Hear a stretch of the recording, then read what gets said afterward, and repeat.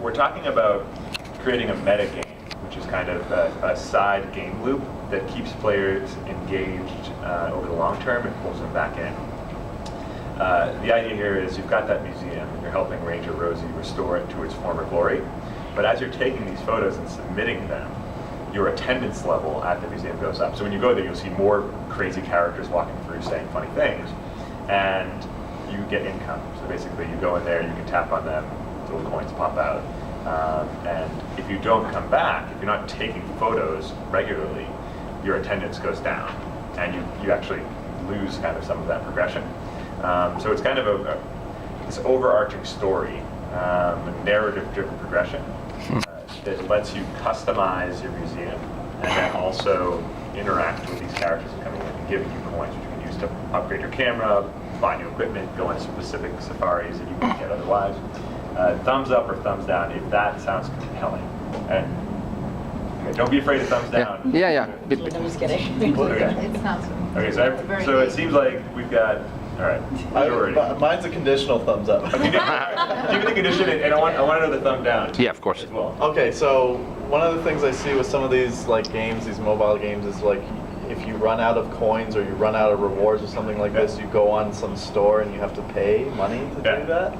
And personally, I find that I don't like it at all. Okay. I don't like that in games, like that you actually are, trying to elicit money from people and stuff. Yeah. So if it's something like that where you literally like you can't engage with the game anymore because and so you have to like put in your credit card. If it's anything like that, I wouldn't do it. Okay. I agree with that, and I'd rather pay like $5 or $6 for an app or a game that is sort of full, like in the good old days where you go buy Elder Scrolls and that's a full game, and you pay your $50 for it, but and now you pay $25, but then the season pass is another $50, and then every downloadable content is another $15. Just like, stop ripping me off.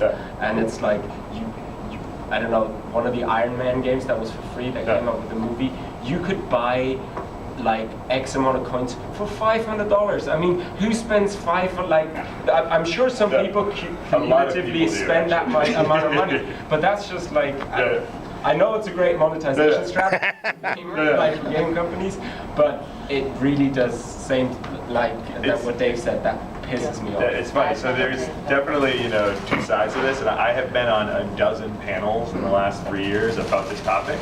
And it's always, one side is arguing for paid games, and other side's arguing for free to play. And the funny part is it's always split right down the middle because, you look at a free game that's done well, where you don't have to spend money to keep on playing the game. It's just if you do spend money, you can accelerate and customize your experience. I feel like that's a free to play game done well. There's games like, I won't give examples for the sake of ticking off my friends.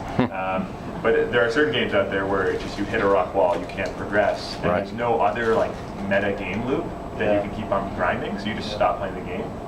I mean, that was a way of building a free-to-play game early on. I think we're finding many more interesting ways to do it. I mean, it's a very like interesting discussion too, because you've got so much passion behind it. I mean, gamers are, not afraid to say what they think. Norika aside, though. Exactly. As long as I can keep playing, like I won't mind if it takes me longer. Like I play League of Legends, for instance, and you can unlock all champions for free. It'll take you forever, but you can. You don't have to spend a dime on that game, and you can unlock everything. Exactly. Except for some visuals, but that's fine. You can get the full functionality. As long as that's there, that's okay. But if you, as he said, like, you cannot continue because you ran out of coins, so like, I can play another game every 2 hours. It's like, no, I want to play now, another 2 freaking hours. I mean, so we shouldn't get into a game economy discussion here, but I'll throw one thing out there. Dave, just Kazem never kind of told you why it was a thumbs down. You may want to. You might want to. My one point would be in Japan and Korea, it's actually a standard for pay to win in a lot of these games, and even some of the MMOs online.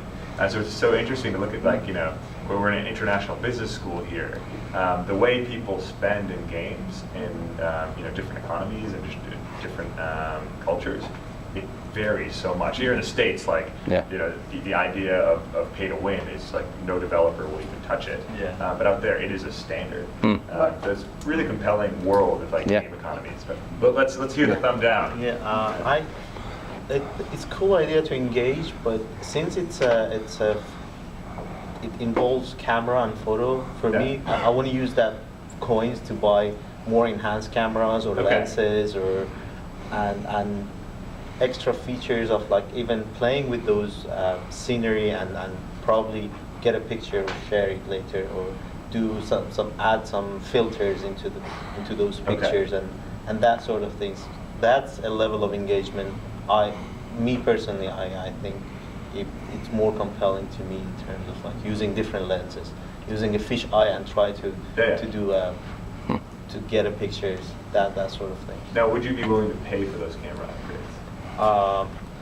Pay, it's I was talking earlier, I guess it might be an option, but also I can if the more I play, the more coin I use, just like the fun run model. The more coin I gain, the more I can buy stuff with those. Yeah, so we call that either I should be engaged or I should be paid to use those. Yeah. We call that a dual currency system. So you have a soft currency and a hard currency. One is paid with real currency, the other is earned. Yeah. Cool. Yeah. So I'm happy you said that. I've got a team working on camera upgrade system, and as it progresses, it introduces new unique things that you can use when you're on these missions. And it also makes the earlier sessions replayable with that new rig. Yeah, especially if it moves to the next grade, which is I don't know if it's in the when you're in the mountains. Yeah. And usually you use the tele lens to get the very far distance. Yeah. Probably you can shoot an eagle with it or that sort of thing. One of the things we've been talking about is like night vision. Like if you have a day-night cycle, it'd be cool if you had a flash or night vision or something of that nature. Cool. So the next question I have for you guys. You guys all said you liked the game. I haven't looked at the surveys to see who said they'd play it again.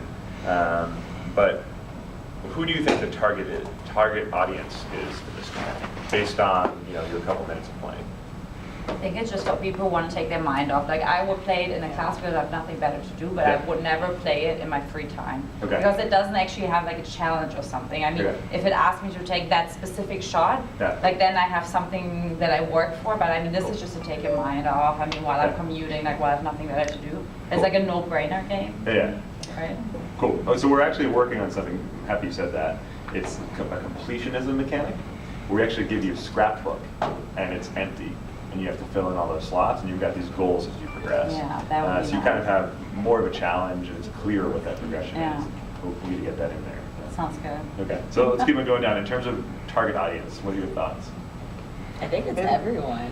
Yeah. I really didn't notice that it was targeted specifically to kids. I mean, you would think so, but a lot of the humor just kind of seemed relative to our age group, and especially with the Bigfoot doing the kissy faces, like that you